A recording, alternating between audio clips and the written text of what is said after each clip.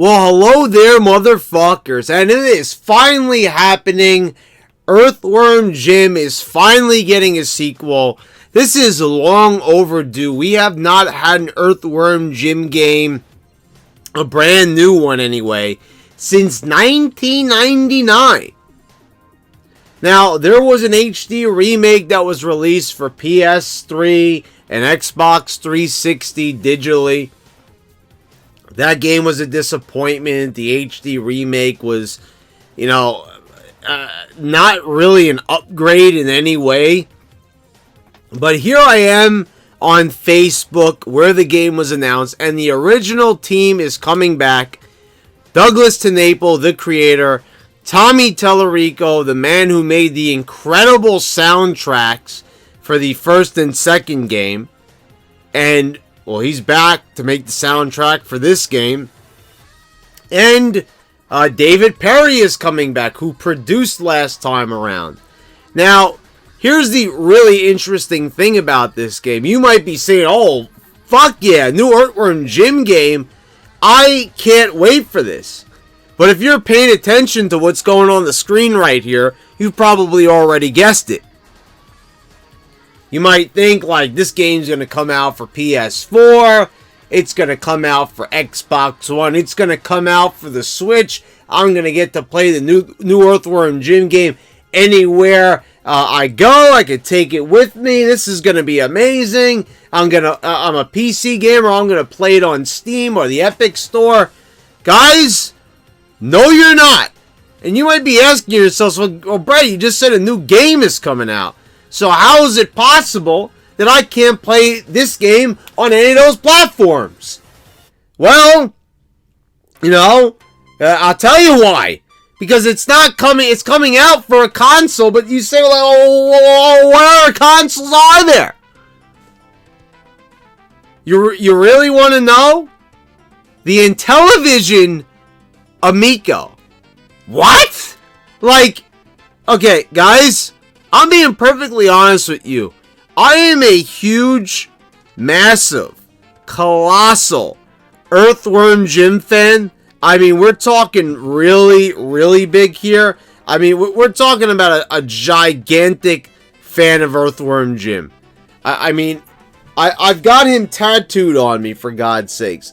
This game had an amazing impression on my childhood. The video game, the TV show, the action figures. I'll never forget that fateful day when one of the great employees at Funkoland, when I was just in there browsing for a new game, my parents were going to buy me a new game, and he recommended, and I was looking for something for the Sega Genesis, and he recommended me Earthworm Jim. And I don't know what it was, but when he showed me the cover, like, the artwork just popped out at me. Back then, that's when, like, game covers were everything. Forget about now. Back then, that was everything. And they said, like, that this game was really good. I should play it. I took it home. I was an instant fan. And, almost like, coincidentally, the cartoon, like, came out. Like, I think I bought it, like, just as it came out. I forget if it came out in 94. I forget if it was 94 or 95. But anyway, the sequel was right there the very next year. I remember renting it and then finally buying that game in Blockbuster. So, Earthworm Jim is just an amazing game series all around. Now, then they had, the cartoon got canceled after 2 seasons. And it was a really smart, funny cartoon with, Dan Castellaneta, or however you say his fucking last name, the voice of Homer Simpson. He did Jim's voice. And Douglas TenNapel worked on that show. The creator worked on that show. He helped write that show. And that's probably why it was so good as it was. Now, there's a lot of, negative stigma going around about Douglas TenNapel because he's very anti-SJW. And you've got some, like, goofball on the internet. Some goofball journalist, I think he works for Kotaku, said he's going to give the game a negative review. whatever, you know, like, that's just one guy, and I think it's been proven already with, like, Battlefield 5 that no one gives a shit what any of these game journalists say. So that's not even important here. I don't want to spend really any time talking about that goofball. But I want to talk more about this game because, like, not everyone's happy about this. And this is a shame. I long for the day that Earthworm Jim got a sequel, you know, and I actually enjoyed Earthworm Jim 3D. I remember buying it for the PC, sitting down and playing it, and I liked it because I like fetch quests, I like collectathons, I like doing that sort of type of game. Was it as good as the first and second game? Oh, hell no. You know, not even close, but I gotta say, I liked Earthworm Jim 3D, but, you know, there was definitely something missing from that game, and it was the original team. So the original team is finally back together, and, you know, that's amazing. But, you know, the thing is, a lot of people are very unhappy about, and I gotta say, you know, I would normally say, as being a big fan of Earthworm Jim, that people are being negative Nancy's, but, you know, I'm sorry to say, but I know you gotta defend your game, Tommy, but, and I know you're not, like, solely responsible, but many people are actually quite unhappy about the choice to make this an Amico exclusive. It's not really, like, the best idea. I'll be perfectly honest. The console is supposed to be like $200. I would honestly buy this system just to, you know, to be able to play Earthworm Jim. That's how obsessed I have been and longed for an Earthworm Jim sequel. But, you know, I mean, a lot of people are not, because it's not really something that a lot of people want to do. You know, they've already bought their consoles. They don't want to have to now buy all new shit to play one game. And the Amico's really interesting. It's like going to be all digital. I'm a physical copy kind of guy, like a lot of gamers out there. But, you know, I'm not really a big fan. Like they said, there's games on this system are going to be like, we're talking $5-7. They're going to be digital. It's going to be really interesting. And this is a console where the controllers are really, really strange. They look like little, like, classic iPods. So, you know, and this is the reason why this game is going to be on that console. I'll try to find Tommy's comment where he says that, but, like, you know, there's a lot of, you know, there's a lot of people kind of unhappy about what's going on here. And I'm looking at some of these comments right here. And where's the one I was really looking for? There's one where you could really see that Tommy kind of got a little pissed off with the guy because he was really ragging on the game. Anyway, this is the one I was looking for right here. Timed exclusive. Will it never show up on popular systems such as the Nintendo Switch, PS4, etc.? And Tommy replies, nope, only Intellivision. The way we're designing the game won't be able to be played on any other system or controller. Exactly what we're going for. We can do things on the Intellivision that no other system can offer in terms of controls and local multiplayer. And that's very true. You know, there's definitely very limited options for, you know, local multiplayer is kind of dead. You know, it is. And, you know, what they're talking about is, like, it's split screen stuff. They're going to go back to the classics. You know, the thing is, I think this is the problem with Intellivision.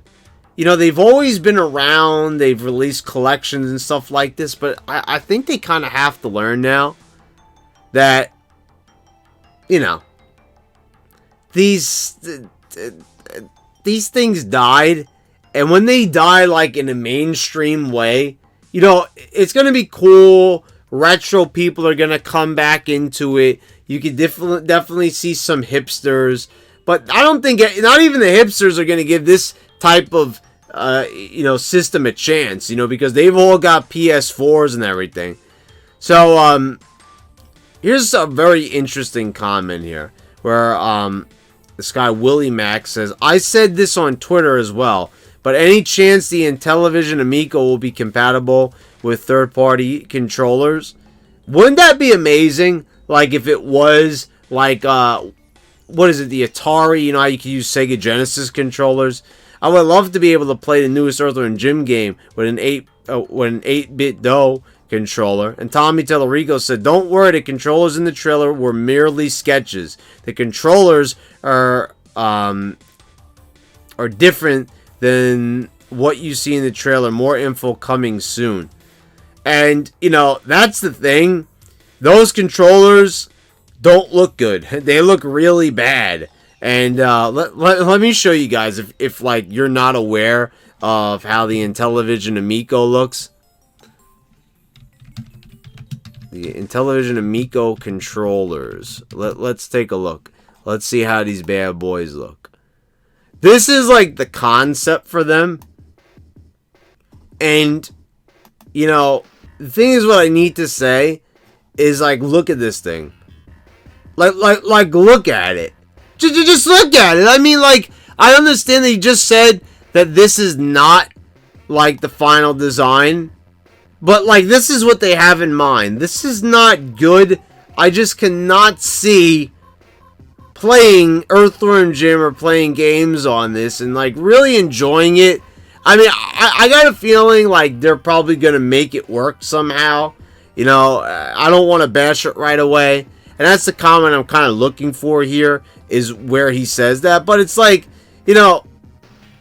why does it need to look like that even in the concept? Like, the fact that anyone even, like, dreamt this up, they seriously need to have a new dream.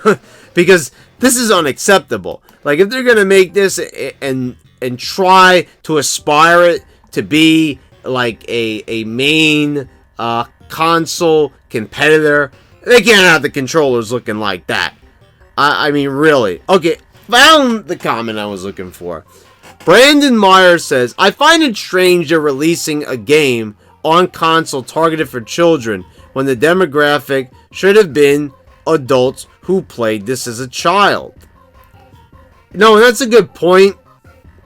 But it's like Star Wars. Like when everyone complains, this is not the Star Wars I remember as a kid. Because you're not a kid anymore. Like, people fail to realize that, like, it's a different experience. So, the thing is, I don't even remember where they said that this is, like, being targeted for children. First of all, I'm going to tell you this. I mean, Tommy Tellerico's not even fighting that. He goes on to say, all I would ask is that you make a decision about the console, the games, and the controller once you've had a chance to play them yourself. Sounds fair, doesn't it? Saying anything before that is just pure negative speculation, right? Why not just wait and play it before you make a decision? Fair? Now, like, that's a fair point. And he says, okay, I'll try to be cautiously optimistic here, but very cautious. And, the thing is, what is, like, Brandon, there are plenty of good games out there that are targeted for everyone. It's going, and then Brandon Meyer says, it's going to be adults that played this game as a child that will buy this game in the masses. Kids aren't going to be begging their parents for Earthworm Jim. It just won't sell as well as it could have. If this console had maybe a decent controller, I'd think about buying it. But you see those controllers, I don't even know what the heck those things are. Like, that's a good point. That's a very, very good point, I have to say. I mean, I really have to be perfectly honest. Like, I agree with that guy. I agree wholeheartedly. Like, that's really, like, a fair point. Because those controllers, they don't look good. And that is going to be the people playing this game. Above all else, you really have to think about something. If they're targeting this towards kids, if that is true, like, I need to ask the question. what are you thinking? Like, honestly, like, when people can buy a Nintendo Switch, like, honestly, like, when all the kids, like, in an 8-year-old's class, are talking about, you know, let's go back when I first played Earthworm Jim. How old was I? I was 8 years old, basically. Like, I'll be honest with you, I never even heard of the Intellivision. And you might think, Brad, you were born in 1987. You know, you must have heard of it at some point. I did. I didn't hear of it really until I was about like 10 or 11. You know how I knew about it?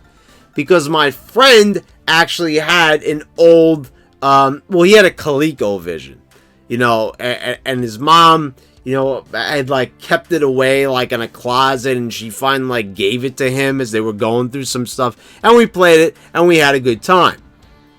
But it's like, that's the way we learned about it, through nostalgia, you know, through a parent showing us these old consoles.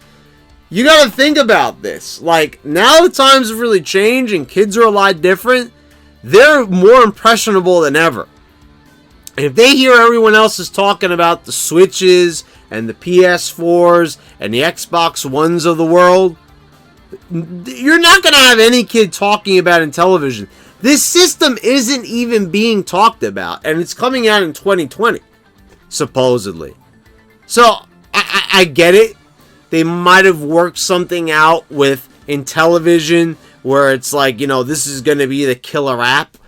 I'm sorry, but even coming from a major Earthworm Jim fan, Earthworm Jim has been like off the market as a brand for a very long time. Unless they've got some killer campaign like planned where they're going to like launch this and have posters up in Times Square and shit, and they're going to have like, you know, a lot of ads on YouTube and stuff and on the internet and a lot of different pages. No one's going to even know this game. He's right. The only people who are going to remember this game are the people that are my age. Maybe a little bit younger. People older, of course. You know, targeting this system, you know, is a crazy move. And I'm really surprised, like, you know, like, it's like there was a catch to this. And I'm saying, like, I'm interested in this console. You tell me that Earthworm Jim game is going to be released. I'm going to find where it is, and I'm going to do everything in my power to play it. So you've got me. But that's because I'm a super fan of his. You got to think about everyone who's like, yeah, I enjoyed the two games back for the Genesis and Super Nintendo, but I don't really want to buy a new console. I mean, like, you know, say you're like me. Say you're like you're an Earthworm Jim fan, you're a retro gamer, you've enjoyed the old games. Now, say you're like me, you have an Xbox One and the Switch. You own 2 out of the 3 major consoles on the market. Most people are not going to buy the Intellivision because they already have to, and there's like no promises. Like, where's Intellivision been? Where have they been? You know, like, what have they done lately? To get back into this market after many, many years, you know, first of all, it didn't even work for a lot of companies back in the 90s. You know, you think of the Atari Jaguar. You think of even with a lot of Sega's consoles. It's not easy to release a console and get people to buy this console. First, you have to have the promise of a good library of games.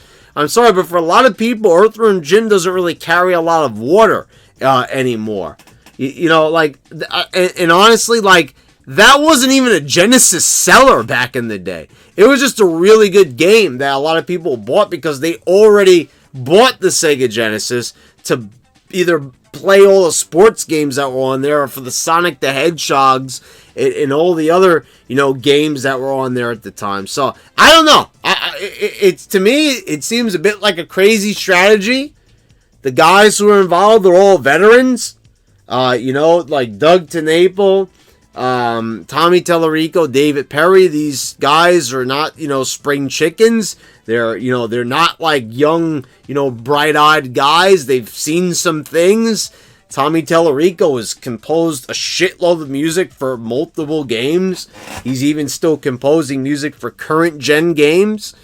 I mean, like, so this guy, like, you know, he's seen a lot of games. He's also reviewed games too. If anyone remembers G4 Tech TV or the G4 Network or just Tech TV, you will remember the Electric Playground and Judgment Day, which were two video game review shows that he starred on. On those shows, he talked about games. He knows about games. So, you know what I'm saying? It's like the guy, you know, he knows a bad idea when he sees it. I guess he sees it as a good idea. Or, you know, I don't know what it is. I just think it's really strange. Like, all this team comes back together. Like, I don't even know who's developing this, really. I guess, is this going to be like an in-house development? There's not a lot of details, you know, that have been disclosed. I don't know. I find it really strange. It's like, you know, I'm sure they could have got it on the Switch. You know, it's strange because I remember when Doug TenNapel was talking about releasing a new Earthworm Jim game, and that was like all the way back in 2008. And I remember when I got excited by that announcement and nothing came of it. It was like, I don't know what happened there. It was more like an idea that seemed to escalate into something more than what it was, even though it was Doug who speculated on it, and then people started questioning if it was even really him who I don't know. It was crazy, and nothing ever came of it. But back then he was talking about the Wii, because he said, you know, the Wii is very unique. So I could kind of see where that idea kind of came about. So it must have really been him. Because it's, you know, it's like the Wii at the time was the console with the interesting controllers and, you know, the motion controls and, you know, had a different approach to gaming. And this is too, but the difference is that was Nintendo. This is Intellivision. I don't know, guys. It's interesting. You know, I'm looking forward to seeing what the developments are on this, but it's definitely going to be something to look into in the future. But Earthworm Jim is back. It definitely seems like they're serious about this. They've got the whole team back. They had a whole presentation. It was a big event on Facebook. But, yeah, guys. I'm excited for Earthworm Jim. It's just, you know, it's a little sketchy on how his return is, you know, being handled. But anyway, like Tommy said, maybe I'm just being negative here, right? Anyway, thanks for watching, guys. Please subscribe if you haven't already. Click the bell so you get all the notifications when I post all my new videos. And I'll see you next time.